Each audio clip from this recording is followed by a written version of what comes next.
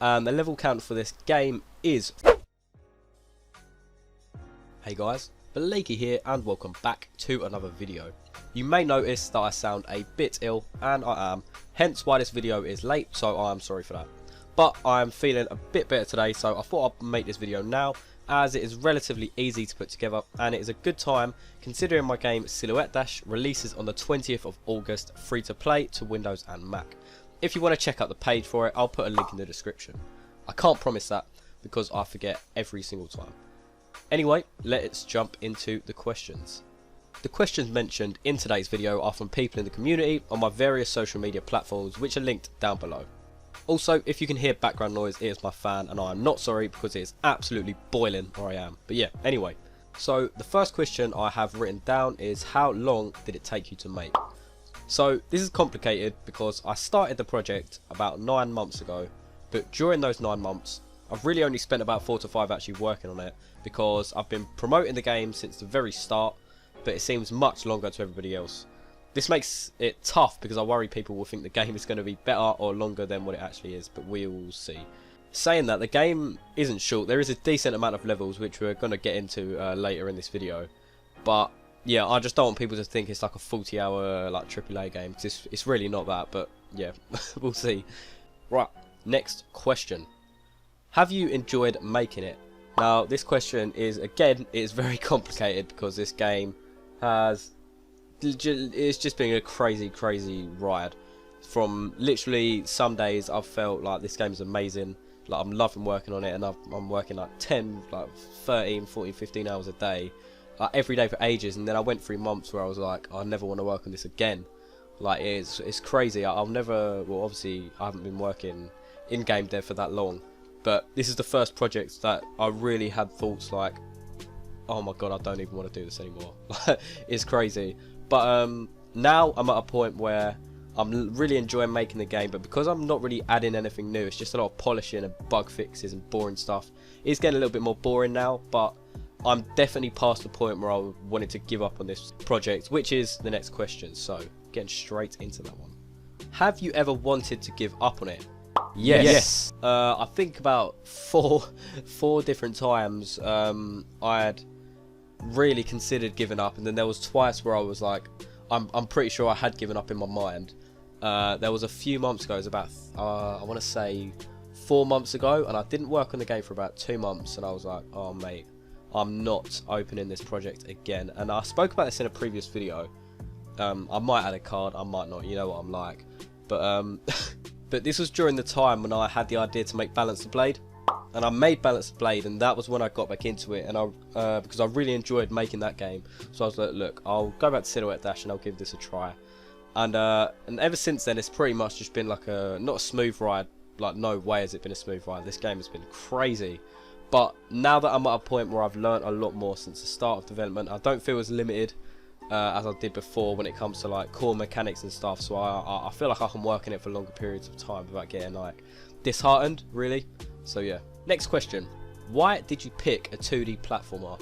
Okay, this question is kind of funny because, like I said, I started this project literally months ago when realistically I was at the start of my kind of game dev journey. I literally knew how to do nothing. I started this project after making Invisiblock, which is literally the lowest tier type of game you can make. Like, it is so simple. Like, the idea, to be fair, is kind of creative. I hadn't seen a game like that before, so I was kind of proud of that, and it still gets the odd download every now and then, which is kind of funny. But yeah, I finished Invisiblock and I started another 2D platformer purely because at the time I really didn't know anything. That the only thing I knew what to do is watch a tutorial on how to make a cube move, and I'd done that, and it took me a solid 2 months to get my player like have animations when he runs and stuff, and I remember when I did, it was the best thing ever. But yeah, I didn't want to make any other game because that's pretty much all I knew how to do as a 2D platformer. So now that I'm this late into the project, I really wanted to make a 2D platformer that's just, it's not as generic. I really wanted to make it my own because there's so many 2D platformers. I wanted it to be a case of like, how can I make this platformer differentiate from so many others, because this genre is just so common, purely because they're just so much easier to make than most other genres. Okay, so this is a good question I got in. Are you satisfied with the end results? For the most part, yes, I am genuinely really happy with how I managed to turn around the such negative mentality I had aimed towards this project, like just a few months ago, whereas now I'm really like, not like, oh my god, this game is perfect. It's definitely not. And there's quite a few things which I wish I could have, but one, I just don't know how to do that, or two, you know, I don't have the time to be able to learn now, because the game literally comes out in like 12 days at the time of recording this video. So it's annoying, but for the most part, I'm really satisfied with how the game has come on compared to like my previous games, and like the amount of levels I've been able to make for it, I'm really happy with. So yeah, it's really cool, and I am quite happy with how it has turned out. Right, next question is a nice and easy one, level count. The level count for this game is 43, I believe. It's a really specific number, but it wasn't I was planning on making 45 levels, but that was my roadmap for the last 20 days of the project, is finish off the levels and then do all the other stuff I've got set up. But obviously I got ill and my roadmap pretty much went out the window, and I've been winging it ever since. So yeah, the game is stuck at 43 levels. Some can be completed in 5 seconds if you know the level. Others could take up to like 30 minutes to learn and like memorize different parts of the level and just like get your reactions up. And some levels are like not the placement of the levels are randomized, but the AI in certain levels are randomized. So where you could take the exact same path twice, and one time it could work because the enemy doesn't go there, for example, but the other time it wouldn't work because the enemy does go there. Do you know what I mean? But yeah, 43 levels, and there is one extra secret level, but I want players to find out for themselves, so I'm not going to spoil it. Alright, another question. Was the graphics easy to make? Yes, they were. They were so easy to make, and they literally took no time at all. But saying that, the actual base assets did not take pretty much any time at all, but animating some of these assets did take time for me because my pixel art is just absolutely awful. It's so bad, which you can probably tell if you've been following me for a while. It's really not my strong suite, but out of all the different art styles, pixel art is probably my strongest. So if this is the one I'm bad at, you don't even want to see the other ones, trust me. But I think the hardest asset that I found making for this game is probably the player animations. I've changed the player animations about 30 different times. I've finally got one that I'm somewhat happy with, but I've reached my peak performance when it comes to making this player. I really never want to animate him again. I swear I've spent more time looking at this player than I've like sat at this very desk. It is absolutely ridiculous. But yeah, right, next one. How did you make the sound effects? Okay, technically I didn't make the sound effects myself. So I found different sounds for like different stuff on websites, you know, like free to use, like non-copyright ones. I didn't like buy a license, or like I'm not gonna get sued, well, hopefully. But yeah, I just found them online, and then I went into, there is a software called Audacity. You might know it, you might not. It's pretty famous for like audio editing and stuff like that. And I've used it a couple times in the past, so I wouldn't sound proficient with it, but I know my way around the software. So for example, the death sound is just the respawn sound reversed, so I could just grab that sound, put it in Audacity and just reverse it to give the effect that the pixels of the player is kind of being rebuilt. It's kind of hard to explain, but once you see the lore and the story behind the game, you'll kind of understand it a little bit more. But yeah, that is how the sound effects were implemented. Right, this is a really good question I've got. Were there any features you wanted to add but scrapped? Yes, there was. There was quite a few. I want to say some of them are features and some of them were things that are already featured in the game, but they don't fully function the way I wanted them to.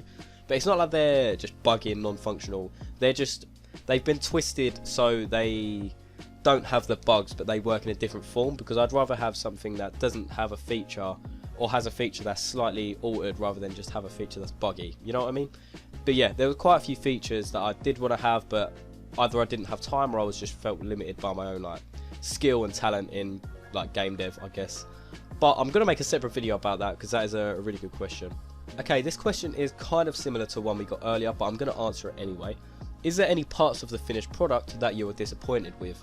I'll pretty much no. Like, for the most part, no. I'm genuinely happy with the game.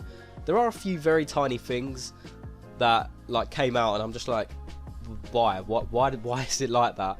And there is a few things that, because of my workflow at the start of the game, was just absolutely atrocious. And like some of the code for like the early parts of the game was just written so poorly, and they're all intertwined with all my other code, so I can't really change it now, and it makes stuff a little bit awkward in certain areas, but it's nothing that the player's going to notice. Well, I hope anyway. Right, last question of the video. What is Silhouette Dash? I don't know. I really do not know. I can't even remember how I got the name up in my head, but it's sticking now, so deal with it. But yeah, that is the end of the Q&A for Silhouette Dash. I will maybe have one final devlog before release. I probably will have one more video about the game before the game releases. Just, you know, get out there one more time to download this game, or I'll hold you hostage or something like that. No, I'm joking. I'm joking, unless. But yeah, again, apologies for the slightly late upload. Like I said, I'm ill, so please let me off. If you enjoyed the video, make sure to give it a like and subscribe if you're new and you enjoyed the video. Leave a comment for any other videos you want to see on this channel, and I'll thank you all very much for watching, and I'll see you all in the next video. Bye.